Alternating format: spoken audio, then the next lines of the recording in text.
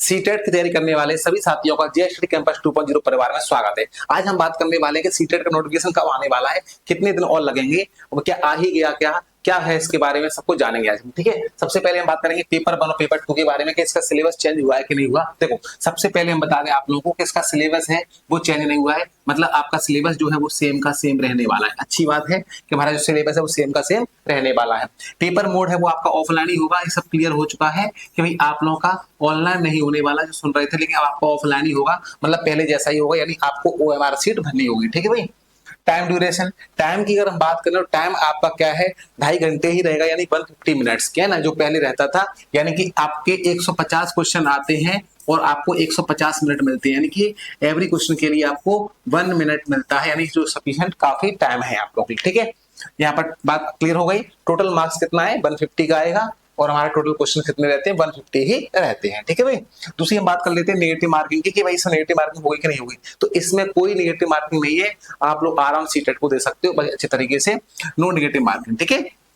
इसके बाद हम करते हैं जो अपीयरिंग है भाई, जो मतलब डिग्री आप लोगों की चल रही है, क्या वो अलाउड है या नहीं। तो देखो मैं बता दूंगा आप लोगों को, अगर आपने एडमिशन ले लिया है, अगर एडमिशन लिया आपको एक दिन भी हो गया है, मतलब कहने का ये है आप एलिजिबल हो, यानी कि आप फॉर्म भर सकते हो, पेपर दे सकते हो, आगे भी मान्य हो गए, बिल्कुल आपकी डिग्री कंप्लीट हुई है चाहे नहीं हुई है, कोई दिक्कत वाली बात नहीं है, लेकिन आप लोग अलाउ हो, बस आपने क्या किया हो, अप्लाई कर दिया हो, कितने दिन भी हो। ठीक है।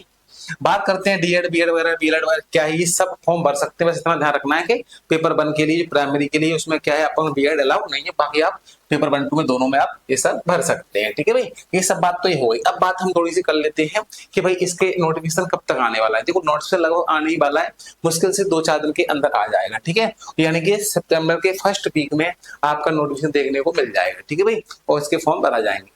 अब बात कर लेते हैं इसके पेपर की कि इसका पेपर कब होने वाला है। तो भाई इसका जो पेपर है आप लोगों का दिसंबर के लास्ट वीक या फिर जनवरी का फर्स्ट वीक।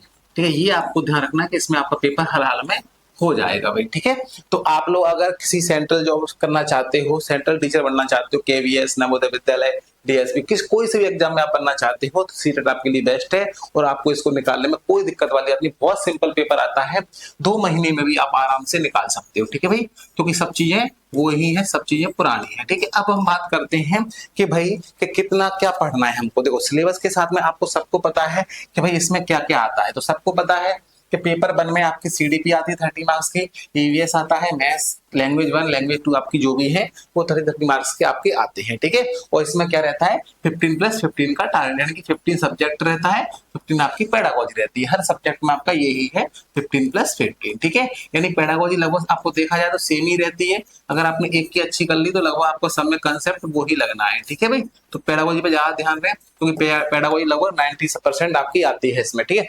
90 मार्क्स की है ना, समथिंग आती है आपकी पेडागोजी देखा जाए तो। ठीक है, अब हम बात कर लेते हैं पेपर 2।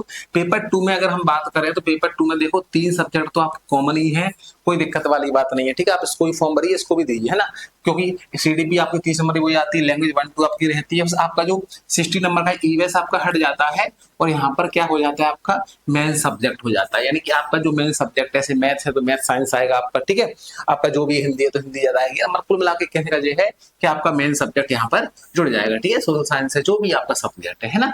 तो ये है इसकी रणनीति भाई पढ़ने की, कैसे क्या करना है। अब आप समझ जाओ कि लगभग पेपर 1 पेपर 2 आप दोनों को ही फॉर्म भरो, दोनों को ही दो, और दोनों पेपर आप आराम से 2 महीने निकाल सकते हो। अब क्या पढ़ना है, कैसे पढ़ना है, तो मैं आपको बता दूं भाई कि सब्जेक्ट के साथ आप लोगों को क्या है, पीवाईक्यू जो है आप लोग को प्रैक्टिस कर जितना हो सकता है। अभी तक जितने पीवाईक्यू आए हुए हैं आप उनको अच्छे से प्रैक्टिस कीजिए, आप लोग एग्जाम अच्छे से निकल जाएगा।